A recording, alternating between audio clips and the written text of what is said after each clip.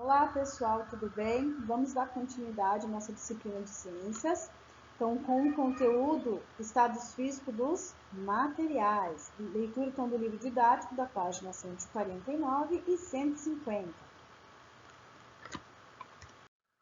Então, vamos começar com o estado sólido, mas só para dar uma recapitulada, então assim, os materiais, a matéria é composta de massa e volume, né? Então, volume é a quantidade que aquele corpo ocupa num determinado espaço, né? Então, o local onde ele ocupa naquele determinado espaço. E a massa são as partículas, né? Que aquele corpo contém, né?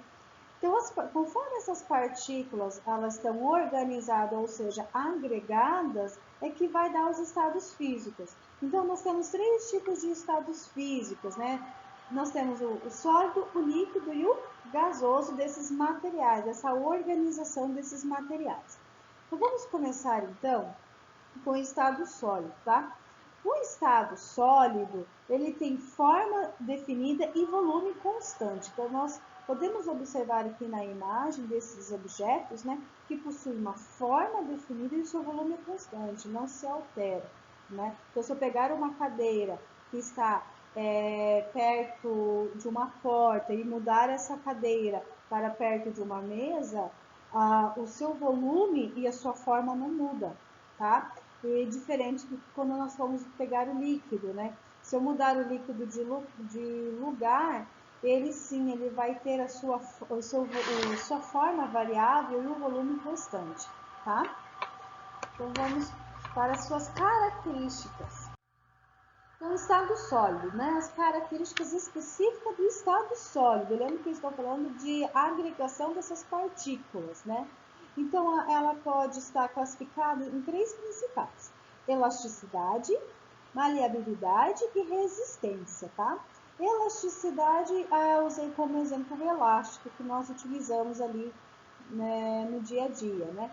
Esse elástico é a elasticidade, então é a capacidade que eu tenho de esticar esse material e depois ele tende a voltar ao seu estado original, né? Sem se romper. Então você estica o elástico, ele volta, né? Então para o seu estado original. Então nós chamamos de elasticidade, lembrando, sem romper. Maleabilidade é a mesma coisa, que eu consigo mudar o formato, eu vou moldar esse material e ele não vai se romper, né? Então aqui nós temos o exemplo do arame, né? Que eu utilizei até um vaso como exemplo. Então eu moldo ele, mas sem se romper, sem perder as suas características. E resistência ele tem de aguentar, né? De resistir a certas mudanças ali, né? Ele tem que suportar esforços, né? Então eu coloquei como exemplo o ferro. Então ele aguenta, suporta e tem uma grande resistência então. Só lembrando que os materiais também, conforme aumenta a temperatura, também pode alterar as suas características, tá? Em todos os três estados, sólido, líquido e gasoso. Então, no estado líquido, as características específicas, nós temos a volatilidade e viscosidade. Então, volatilidade tem de ser volátil, né? De evaporar com maior facilidade. Um exemplo nós temos então o perfume, né? Então o perfume nós passamos, por exemplo, no período da manhã e lá no período da tarde você já percebe que já perdeu um pouco da sua essência, né? Porque ele evaporou. Então isso nós chamamos de volatilidade, né? Então quanto mais volátil for esse líquido, né? Então ele se enquadra ali na volatilidade. E viscosidade, então, é o líquido mais viscoso, né? Ou mais grosso, vamos dizer assim, mas o nome correto é viscosidade, né? Mais viscoso. Então, de escorrer, por exemplo, eu coloquei o exemplo aqui o mel, né? Então, o mel a gente puxa ele, você percebe que ele tem uma viscosidade maior do que, por exemplo, da água, né? Um outro exemplo também é a tinta, né? A tinta ela tem a sua viscosidade maior, né, do que a água, né? Então, viscosidade tem a ver então, com a forma que esse líquido se reorganiza, se agrega. E nós temos o estado gasoso, né? Então, o estado gasoso, ele tem tanta forma como volume variável. Então, ele vai se organizar conforme aonde ele está. Voltando no líquido, só para informação, o líquido, então, galera, ele tem a forma variada, só que o seu volume é constante, tá bom? Então, a forma do líquido, conforme eu for colocar, dependendo do recipiente onde eu colocar o líquido, ele vai se adaptar àquela característica, né? Mas o volume não. O volume, se for 200 ml, vai continuar 200 ml, tá bom? E o estado gasoso, então, ele vai se adequar bem variável, tá? Então, ele tem a sua característica, então, do estado gasoso. Ele tem a característica de expansão, ou seja, aumento de volume, ou compressão, que é a diminuição desse volume, tá?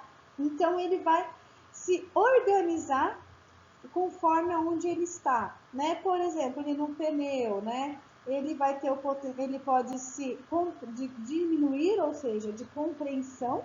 Então ele vai diminuir, ele vai ocupar aquele espaço, então as suas partículas conseguem ficar mais unidas, ou também de expansão, né? Então se ele tiver um espaço maior, ele vai também ocupar todo aquele espaço. Então, forma e volume variável, tá?